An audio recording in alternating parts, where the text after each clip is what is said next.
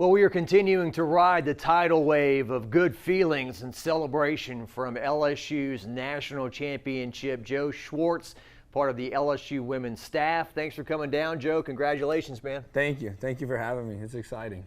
Has the last, 48, 72 hours, is it a blur? Yes. Not a lot of sleep, so excuse the tired eyes. A lot of tears, a lot of emotions. Getting a little emotional talking about it now, but here we are, back in Baton Rouge, back home. Finally had a little bit of time to put my head on the pillow last night to soak it all in, but still hasn't fully set in. But it's better than, I was just on the phone with someone. I said it's better than the latter. We could have lost a few weeks ago and not had anything to celebrate. So yeah, it's a great time to be a Tiger. And really, we talk about how hard it is to navigate 6 games and to win it all. And, we figured you'd beat Hawaii, but from the second game against Michigan all the way through, there was a threat to lose if you didn't play your best. And, just kind of take us through that. Well, like you said, when we saw the bracket come out, we felt really good about our matchups in the first game. We saw what Hawaii had done. They got hot in their conference tournament.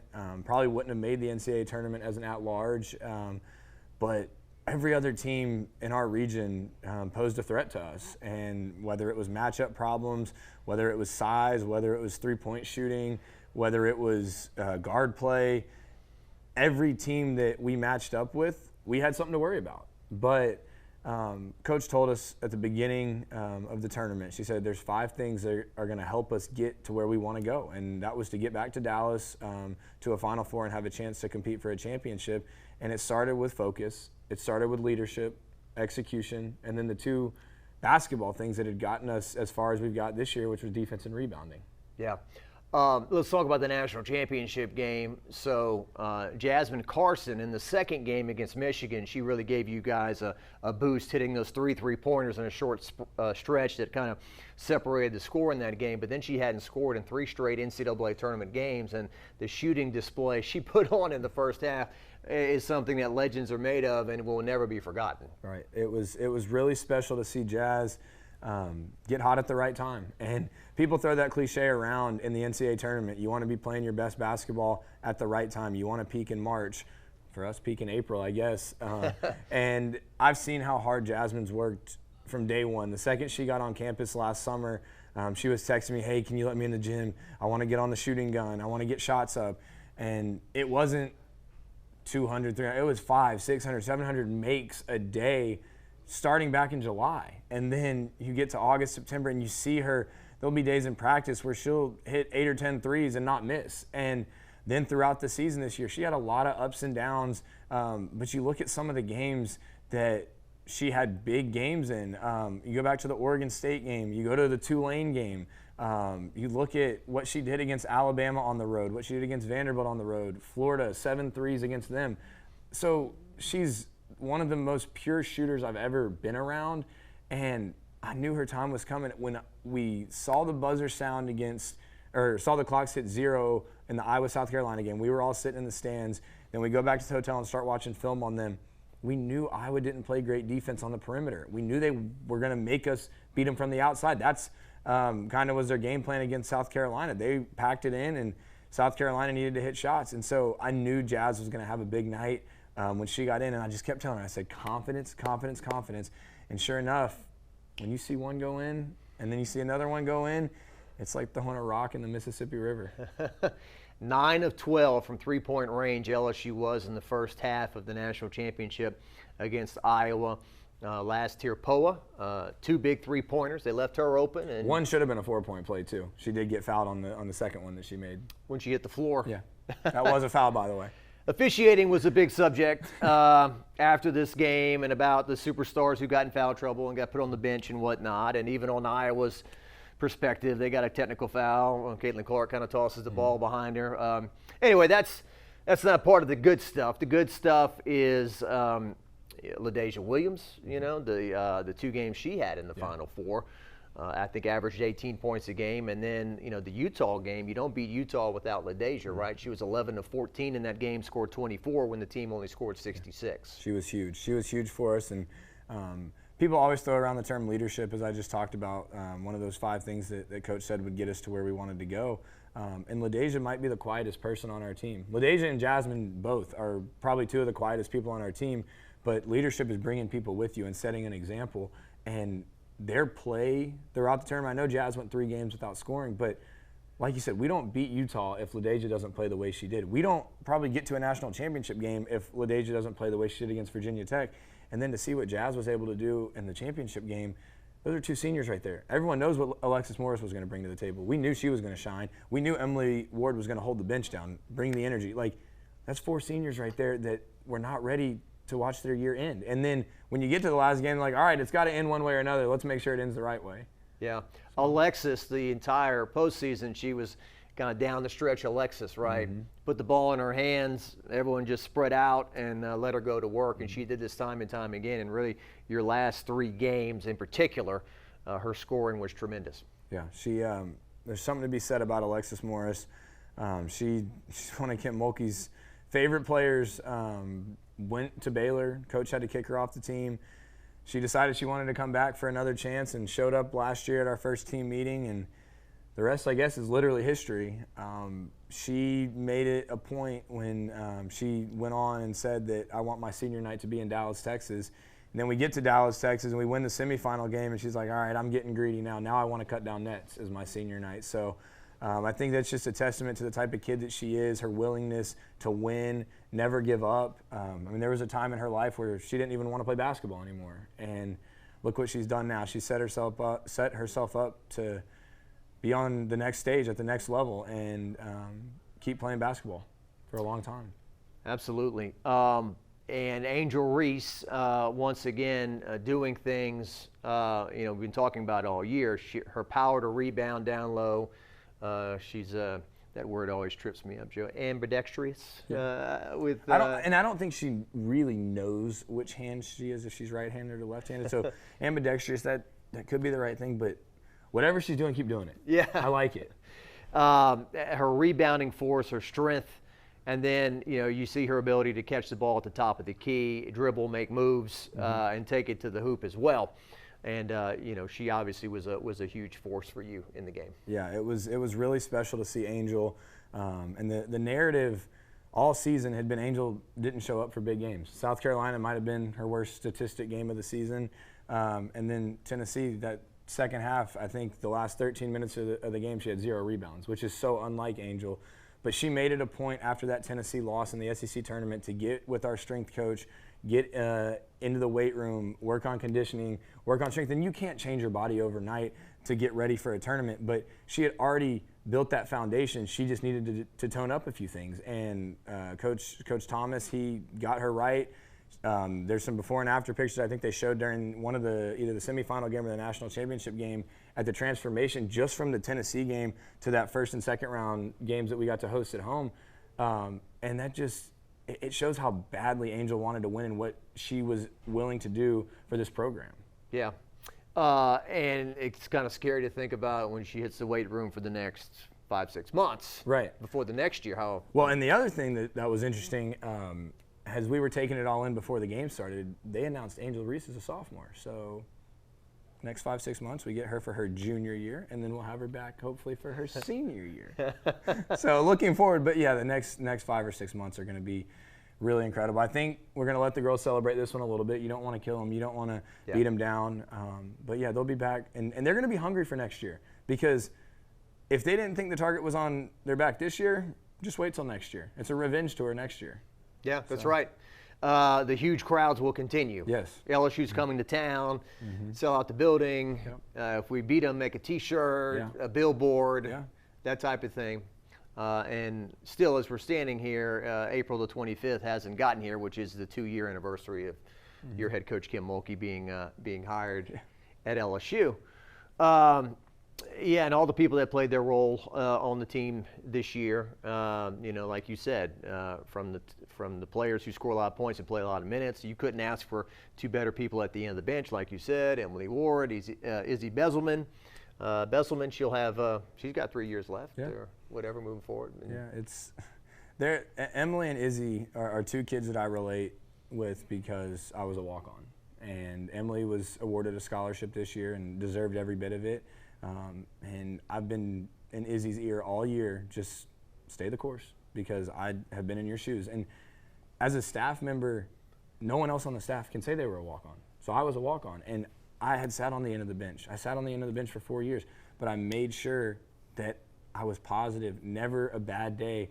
And I think, you know, like in fraternities and sororities, you have a big brother or big sister. Like, Emily has been Izzy's big sister, and passing the torch now, Izzy has 3 years left. So Izzy's going to work her way up and become that Emily Ward by her junior and senior year. And it's so special, top to bottom as a staff, and top to bottom on the roster, what we have and all the different puzzle pieces that we were able to piece together and win a championship.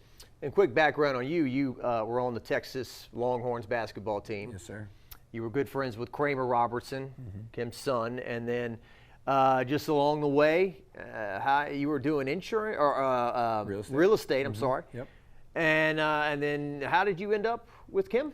So I grew up in Waco, born and raised there. Started playing sports with Kramer when, heck, we were 4 and 5 years old. Our families got to know each other right when Coach Mulkey moved to Waco, and just growing up, I was there in 2005 when Coach won her first championship in Indianapolis. I was there in 2012 in Denver when she won her second, and then a few years ago in Tampa in 19 when she won her third.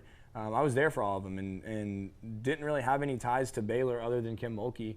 And our families were so close and big supporters of Coach. And after I finished playing at Texas, I went and worked for the Pelicans in New Orleans, the Saints and Pelicans, and had a great internship there that was hopefully going to lead into a full-time role. And then COVID hits and the world shuts down. I ended up moving back to Waco. Kramer's season had gotten canceled because he was still in minor league ball. And he was one of the few friends that I had back in Waco. All my high school friends had all gone off and moved to different cities. And so it was really just the two of us kicking it. And it's not like things were open. So it was either us spending time at my parents' house or we were spending time out at Kim's house. And so I was around Coach Mulkey quite a bit during COVID and was doing real estate. And then I got a call from the athletic director at my high school, who is now who was my high school coach and now the athletic director. And he asked me if I'd be willing to coach the middle school teams, and I was like, yeah, sure, I'll coach them. What does it take? He's like, a couple days a week, show up at 2:30, they'll practice during their PE period, and they'll play 2 nights a week. I was like, great, I'll do it. Well, so then, you know how they get a little bit greedy, and he was like, well, can you help with the JV? Like, they come in right after middle school. I was like, yeah, sure, what's that, like 3:30 to 4:30? He's like, yeah, that's fine. And he's like, well, varsity comes in after that, and our head varsity coach is the head football coach, so like maybe you could help run practice. So it turned out being the head basketball middle school coach, 7th and 8th grade, 2 teams, and then head JV coach, and then kind of the interim varsity coach. And once football season ended, our high school season ended, I was like, I'm not ready to be done with this, so like, can I stay on staff? And so it was kind of like a dual head coaching gig for me on top of real estate. And on the weekends, after we would play on a Friday night, I'd go out to Coach's house and kind of give her a little recap of our high school game and how it went. And just kind of pick her brain, like, hey, I've got a bunch of middle schoolers. Like, should we run zone? Should we go 1-3-1? Should we go man? And I think Coach kind of saw that I was still really interested in basketball. And then fast forward to, like you said, April, when LSU contacted her for the first time. I was out at her house, and she had mentioned, like, would you potentially go to LSU with me? And I was like, yeah, definitely, sure, why not? I don't have a full-time gig right now. I love real estate. But yeah, I want to get back into coaching. And she's like, all right, well, I'll keep you posted. And sure enough, here we are. And your responsibilities are you help put together the dream team, which is the group of guys who scrimmage against the girls in practice, right? And you're involved in graphics. Yep, I do a lot of our recruiting, graphic design work. We send, I mean, everyone knows now social media is such a big deal. We're sending out graphics to recruits, whether they have a big-time high school game, whether they make an All-American game. They want to see themselves.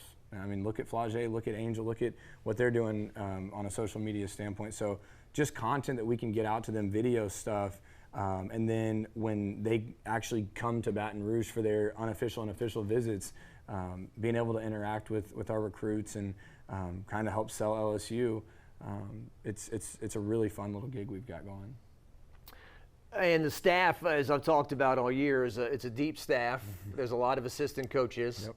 I think Bob Starkey joked with somebody when I was coaching, when he said, I was coaching with Van Chancellor, there was like 2 or 3 of us standing here, and now there's like 9 assistant coaches or something. And everyone plays a role to the success of the team. And you all dress very well too, by the way. Thank you.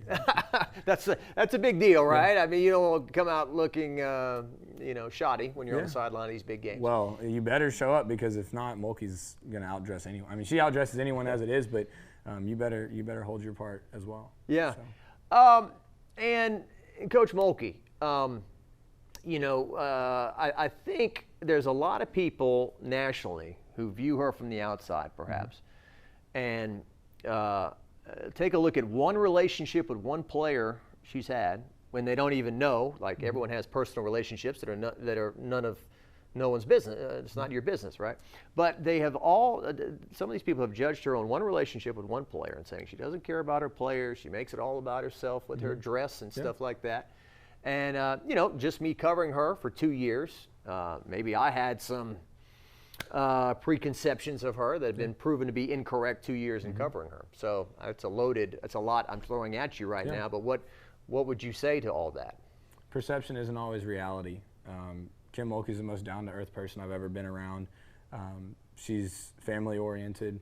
I was sitting there with about 2 minutes left in the national championship game, holding back tears, looking at the sea of purple and gold, and as you're looking out into the crowd and you're dissecting it, looking for your family, you see just masses of her former players that were on her 05 national championship team, that were on her 12 national championship team, and then in some of her players from 2019, her daughter who played for her at Baylor. She clearly her players care about her. Yeah, there's a few that might have some things to say, but those are the ones that she probably had the most issues with, and that needs to be written about. She is as real as they come. The other thing that's so special about Coach is her willingness to include everyone into our program. And I think Coach Starkey touched on it, talking about how Coach was so open to bringing the former players from LSU, who Coach Mulkey really didn't have a connection with, back to our program, whether it was sending them gear, whether it was sending out mail-outs, whether it was inviting them to press conferences or to Simone's statue unveiling. I think it's just all kind of come full circle. Coach Mulkey being back home, she always tells our staff, she says, please bring your family on the road with us. If you've got young kids, bring them. Kramer and McKenzie watched Coach Mulkey on the road. They were young kids at one point. We sat there in Greenville on the runway for 3.5 hours after we beat Miami to go to the Final Four, pouring down rain. We had 7 kids on the staff, or 7 kids on the plane under the age of 4 from different staff members. And Coach said it. She said, I don't care that they're crying. They're young kids. You can't expect a 2-year-old to be happy right now. It's 3:30 in the morning, and we haven't even taken off yet. We've been sitting on a plane with 140 people. She's like, but they need to experience this. Y'all want to experience this with your kids because you don't know when this is going to happen again. She cares about everyone in our program. The administration at LSU, I can't say enough about Dr. Tate and his wife and their willingness to want to be a part of our program. But then Coach Mulkey saying, yes, come on, we are welcoming you with open arms. And then Scott Woodward, our athletic director. Look at a man who has made some of the most brilliant hires in college athletics, brought Coach Mulkey back to LSU. He would not even climb the ladder to cut a net down because he wanted it to be about the players and the coaches. And it's just, this place is unbelievable. And Coach Mulkey is the best at what she does. And yeah, you can throw around the word greatest of all time. That's hard to say because Gino's won his championships, Pat Summitt's won hers, but let's talk about a Mount Rushmore. Put those 3 up there. The impact that they've had on women's basketball, on basketball as a whole. We had average of 9.9 million viewers for our championship game. Love her or hate her, she's doing something right, and I'm just so blessed that I get to work for her every day. And yeah, I mean, people can write what they want, say what they want about her, but pick up the phone, call her, come to one of our practices, get to know her, and she'll completely shock you at the type of person she is. Very well said. This guy's a future head coach, right? Down the line. Down the line. I got a lot of time. I told Coach, I said, if I'm coming to LSU with you, I'm going to stick with you till you retire. So, number 1, you can't retire too soon because I got to work for a little bit and get some experience. But 2, there's no other coach I'd want to work for. I've never been around a coach like Kim Mulkey. And I played for 2 great ones. I love Coach Barnes to death, love Shaka Smart to death. Shaka was AP Coach of the Year this year on the men's side, and Coach Barnes had a hell of a run at Tennessee. They probably get to an Elite 8 or Final Four if their point guard doesn't tear their ACL. And just being around high-quality people who have the ability to impact not only the people in the community but in the state, but put that on a smaller scale and talk about our locker room. Talk about the different kids that come from all different backgrounds. She took a team last year that had won 9 games to the second round of the tournament. Alexis was hurt.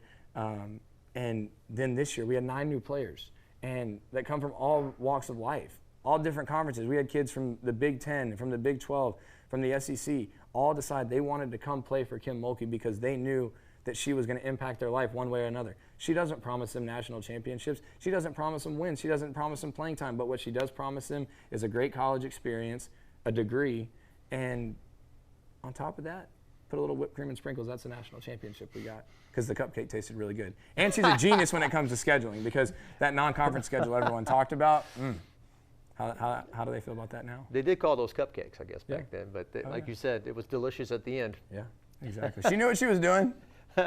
And a lot of the times you'll look at her and say, oh, I don't know about that. And she has many faults in life, and being wrong is not one of them. I didn't, reminds us. Yeah, I didn't see the interview. Somebody else said that there was maybe a couple of coaches that actually took a look at your schedule and said, well, maybe that was the right way to do it because LSU looked like the freshest team at the end and the had their legs and everything. And I think that's there was an interview and a few coaches did say that, but that's also a testament to the staff and Coach Mulkey. She doesn't kill the girls during the summer. She doesn't expect them to work out 5 days a week and play pickup every day and grind because the goal is to be playing that first week of April. Now, the last weekend of the season is when you want to be playing. You don't win championships in June and July. Yeah, you can start building for championships. You can get in the weight room and conditioning, but it's all about putting all those deposits in so when March comes around, that's when you withdraw and that's when you get paid. And that's what happened. The national championship is payday. Yeah. So.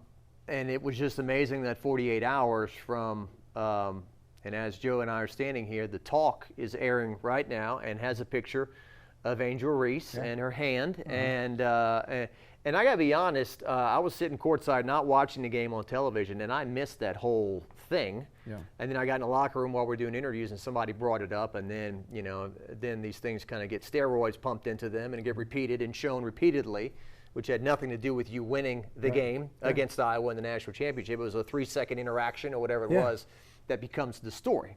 But Caitlin Clark since then has come out. What an amazing shooter, by the way, Caitlin Clark. Come out and said it didn't bother her and everything. So you competed yourself.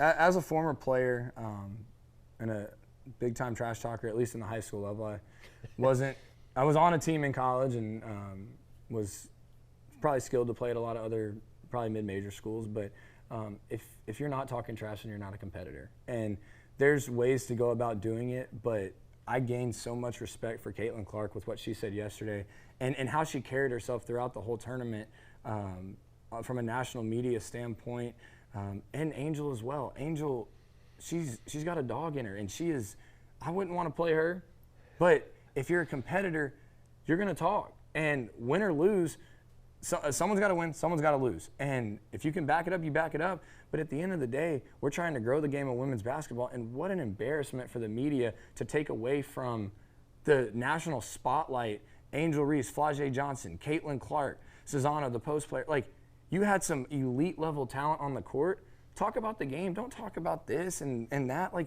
yeah, you don't know when you're going to ever get to a national championship, much less win one. So 3 seconds of this, who cares? Like, it's childish that the media wants to do that instead of take away from the experiences that these girls have put themselves in a position to not only win a championship for themselves, but impact all the other little girls out there that are aspiring to be the next Angel Reese, the next Caitlin Clark. So that's what they need to talk about. Yeah.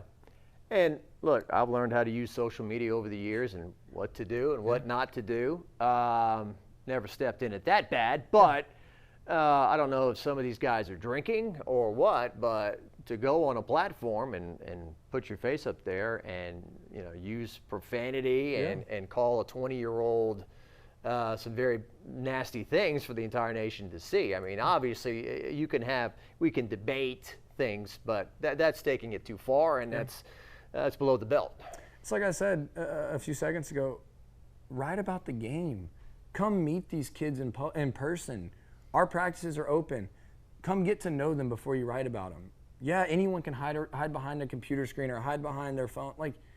It's childish. It's cowardly. Get to know these kids on a personal level.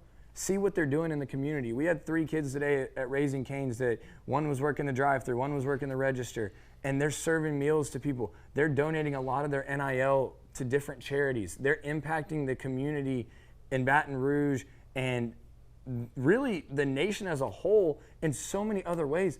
Quit writing about this and this. Get over yourselves, and all it is clickbait, but write about the good that these kids are doing. God forbid a kid wants to be a competitor. I mean, I'd honestly would have been upset had Angel not have said anything. I mean, she just won a national championship. Celebrate. The walking at Caitlin might have been a little bit much, but Caitlin did the same thing in the Elite 8 game against Louisville. She's a competitor. Go back and watch some of those bad boys Pistons teams in the late 80s. Go back and watch Larry Bird and Michael Jordan. Go watch any men's basketball. They don't write about any of that, so why does it have to be different for women? I mean, Angel said it yesterday in an interview. She said, why does this have to be Angel versus Caitlin Clark? Talk about the game. Talk about how they're building up women's basketball. More people watched our national championship game than most football games this year. Well, me being there, I mean, working here at this station for over 2 decades, I've had a chance to go and see some, magical atmospheres around the country in championship games. And anybody out there who's a Rip Van Winkle and is still asleep and hasn't joined us in the year 2023 and thinks that women's athletics doesn't measure up to men, you needed to be in that building at the American Airlines Arena in Dallas, and everybody who had a ticket was emotionally invested on what was going on the floor. There was no corporate people hanging out and they didn't care. Right. I mean, Iowa brought a ton of fans. The LSU community brought a ton of fans. It was intense. Oh, and you had some stars there too. You had the First Lady. You had Billie Jean King. You had some big name people. Dirk, Paul Gasol. I mean, look, Magic Johnson's tweeting at Alexis Morris. We are growing the game of women's basketball and women's sports, and it's not by accident. Yeah. It's the product we're putting on the court. It's the celebrity status that these kids have. Most of the kids that were on the court in the Final Four this year have more followers than the Final Four of any team on the men's side. The Caitlin Clarks, the Aaliyah Bostons, the Angel Reese, the Flau'jae Johnsons. Talk about that. Talk about the impact that they're having that way. Don't talk about the negative stuff. Whoop-de-doo. God forbid they want to compete. Yeah. A few more minutes with you here. And, and no slide on UConn and San Diego State in the national championship on the men's side the other night. But I watched that game for a while, and to me, I just kind of see 10 guys out there. Yeah. I didn't see, when I grew up watching, okay, there's Shaq, there's Christian Laettner, there's Chris Jackson, or whoever. Yeah. But in your game, okay, all right, Angel Reese, she flashes. Caitlin Clark flashes. There are stars in your game. There's star power, perhaps, that is a little bit lacking in the men's side of things. And you scored 102 points. Yeah. But talk about, there's no offense on the women's game. It's boring. Okay, we just set the record for most points scored in a national championship game. How many men's players are on FaceTime with Lil Wayne? How many teams have Lil Boozy calling them before they're about to play a game? These kids are impactful, and people are watching, and we have put the world on notice, not just LSU, but all these women's programs. Look what Miami's done with the 2 twins. Those girls have an incredible following. I mean, it's so good for the game and so good for women's sports. That's what we need to embrace right now. And nothing against the men's game. I was a former men's player, but it's crazy the numbers right now and the following that we have. It's special. So that's what the media needs to focus on. Yeah, the men's national championship game was crazy. I watched some of the semifinal game when San Diego State hit the buzzer beater. That's awesome. Love that. But there's so much more parity in women's basketball now that's what needs to be talked about. Yeah. And parity in a time where it appeared it was South Carolina and everybody else, like your coach said, throughout the year. And a lot of people had scribbled them in as national champion and Dawn Staley's going to win her 3rd national title, and she's the best coach in the game, and she's the GOAT and this and that, and she's very good, obviously. She's great. But, hey, this thing took a left turn at the end, and LSU's a national champion. It's the challenge. Wait, so Kim now has 4, and Dawn has 2, right? I think those are the numbers. Okay, yeah. perfect. I just wanted to make sure that was right. 4 and 2, not 3. That's correct. Because everyone said South Carolina's going to. Anyway, 4 Yeah. and 2. Kim Mulkey's my GOAT. I mean, I've looked up to her my whole life. So 4 national championships and 3 at one school, 1 at another one in her 2nd year. Pretty good. Yeah, Jerry O'Connell is doing the Yes, I love it. I love it. See, they're talking about it. There is an old saying, which I don't think is always correct, but it doesn't matter what they're saying about you as long as they're talking about you. You know. Yeah. And speaking of talking about you, I mean, moving forward, there's this little lady by the name of Kayla Williams who's coming down from the Bossier-Shreveport area to play for you. Aaliyah Del Rosario.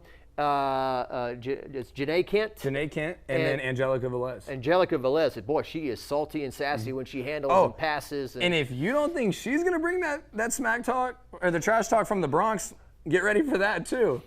I didn't even mention Kateri Poole, from the East Coast. You talk about kind of brought the attitude and the chip on the shoulder on the team as well. Well, real quick, and I don't mean to interrupt. Yeah, go ahead. There was an All-Star game, a Geico All-Star game in Dallas this past weekend. And Michaela, Angelica, and Aaliyah were all in town, and they got to be at our semifinal game. And they got to sit there after with our players and coaches and watch the Iowa versus South Carolina game after ours. And I just think that's so special for those kids as high schoolers who probably, if they weren't in an All-Star game or weren't able to get to Dallas, they would have never been able to be in that atmosphere. So to see those three of our 4 recruits, or commits, I should say, be able to experience that atmosphere and watch us win at that level and on that stage, that is what's more special to us because it's almost like they were a part of this team. Yeah. So I thought that was incredible after the game to walk into the stands and hug those girls' necks and say, this is going to be y'all eventually. Hopefully next year, but this is what we're trying to do here, and y'all are a big part of it. And there's always still the transfer portal there, too. Yeah. I mean, there's no telling. It won't be like last year, right, where you're taking that many, but we'll take a couple. You patch. You have to. I mean, we're losing some big pieces with Jasmine and LaDeja and Alexis. But, yeah, the transfer portal, it's like Wall Street right now. Everyone's making calls left and right. Hey, what's the best deal? Who's the best team? Who's the best coach? Well, the best coach is Kim Mulkey, in my opinion. I don't know what opinion or how much weight mine has, but it's hard to argue. Yeah. I mean, I covered it for a decade in which there were some Sweet 16 teams, and there were teams that made the NCAA tournament, but the attendance was lukewarm at best. It was pathetic, honestly, towards the end before she came, Kim Mulkey, and now, no telling how many season tickets she'll sell next year, and the interest. I've seen our camp numbers, which is stressing me out already. And last year, 80% of our signups were about a month before camp started, and camp's not till June. So I'll say there's a lot of kids ready for summer camp. And obviously, this group, these 12 players, will be remembered for the rest of their lives. Coach Mulkey will love them with all her heart. But still, I think in one aspect, what she's looking forward to is getting players that she personally will coach for 3 or 4 years. Yeah. And then when that happens, I mean, geez, sky's the limit, the moon's the limit. I don't know, but what has Flage said? Shoot for the moon, and you'll have a seat with the stars. Yeah. I mean, it's scary to think about what we have coming in. The #1 recruiting class in the country, the #1 player in the country from the state of Louisiana. I mean, that's going to sell tickets alone. And then, I mean, to drop that first banner, and I do want to give a shout out to Coach Starkey because I know this one really meant a lot to him and all the work that he put in. So Coach Starkey does all of our scouting reports. He does the majority of the video work, and it was fun to see. Kevin Garnett actually tweeted the other day about the scouting report. He said, whoever did the scouting report on Iowa, that's a big time job, and crushed it. And Coach Starkey, we sent that to him in the group text, and he was like, wow, that's special. Because Kevin Garnett is one of those that you look at who paid the most attention to detail when it came to his skill set, one of the best teammates. I've heard so many stories about Kevin Garnett as a teammate, and how hard he worked. And for him to give Bob Starkey his flowers after Bob had been to a bunch of Final Fours at LSU before this. Yeah. Bob didn't cut the net down when we won in Greenville. He said, there's one net that I really want to cut down that I haven't cut down yet. So seeing him climb that ladder, that was really special. And then for him to embrace Simone, I think you had a clip of that. I had you embracing Simone too, by the way. She was hugging you like you know, long lost brother. Well, so I had seen Simone at the send off at the hotel, and I said we're gonna take care of it tonight. And so I climbed up the ladder, and I cut down a net my junior year of high school for a district championship. Whoop-de-doo. We convinced our coach to let us cut it down. So I'm climbing up the ladder. I grabbed the decision out of the corner of my eye. I saw Simone, and I was like, all right. So I cut my piece of net down, and I'm about to pull it down. Well, there's a knot on it, so it gets stuck. So I'm like, oh, God, I'm embarrassing myself. So I cut that small piece, and then I pull the string out, walk down the ladder, take a couple pictures. I walk over to Simone, and I handed her a piece of the net. I said, you started this. We don't get to this point if it's not for Simone. And she's a legend. And the fact that I've gotten to know Simone on a personal basis and really see how she's interacted with our players and our staff, but she probably doesn't come back to LSU if it wasn't for Kim Mulkey. I don't know what her relationship was with LSU after she left, but I mean, to see her parents at the majority of our home games, to see Simone back in Baton Rouge all the time, I just thought it was meant to be. She was there. She needed a piece of that net, and I'm just honored and blessed to have been able to have that moment with Simone after the game. Well, the line I had with Tamika Johnson a few years back was, I told her, I said, it always irritated me how much they let it slide. Mm-hmm. And then some people would just say, it's women's basketball, who cares? Don't get upset about it. Well, we see now the impact of women's basketball and what it can do. But then Tamika said, well, if it upsets you, how do you think it made us feel as the former legends, you know, the Mount Rushmore, so to speak, which Angel Reese, you know, I think she's going to go right up there with Simone, Tamika, Sylvia at this point. But, yeah, it means so much. And Coach Starkey, you know, he coached that 2017 as an interim coach and made it to the Final Four. And just for whatever reason, when they made it those 5 times, it never worked out. But this time he they ran into Tennessee twice. Kim Mulkey once. They did. Yeah.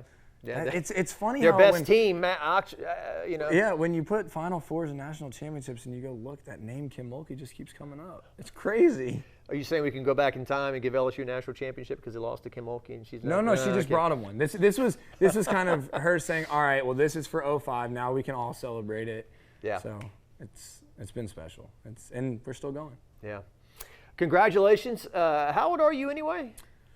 26. 26. So this guy's he's still 4 years from 30. Look at him. He's living his best life. Love the T-shirt, by the way. Thank you. Flage, I didn't even mention Flage. Mm-hmm. How cool is it when you're warming up for the national championship game, and even after when you win the national championship game, and one of your songs that you performed is playing in the arena?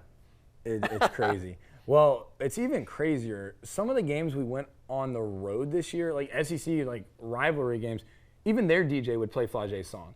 And that's how you know it's special. But to see it on the biggest stage, it takes me back to when Flage came on our visit in October of 2 years ago.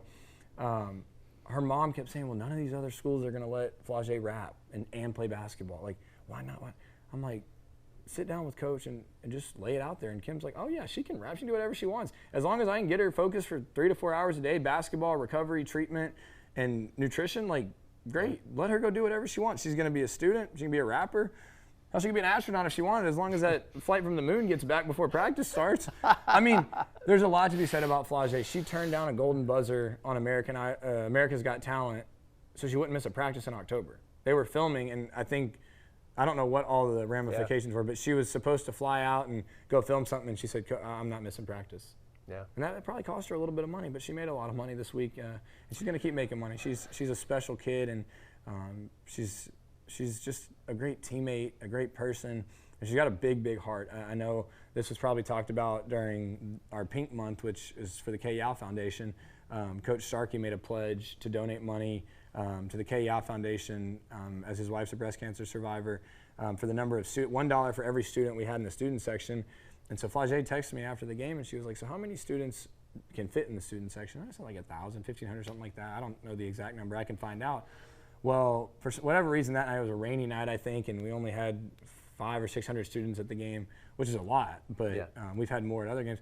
And so she texts Coach Starkey and she said, I'm just going to round up to 1,000. How many freshmen, much less anyone, will just, out of the goodness of their heart, donate $1,000 to something that probably doesn't have a lot of meaning to her, but she loves Miss Sherry, she loves Coach Starkey, and out of the goodness of her heart, she said, all right, $1,000 for Breast Cancer Foundation. I mean, that just shows the type of kids that we have on our team.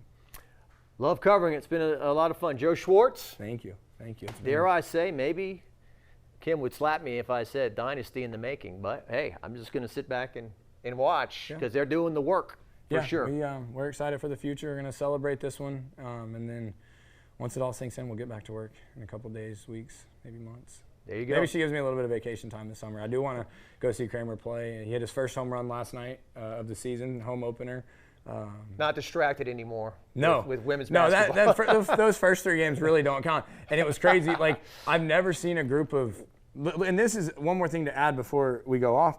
Our national championship game was at 2:30. He had a game at noon that day, and their game finished. They were in Charlotte.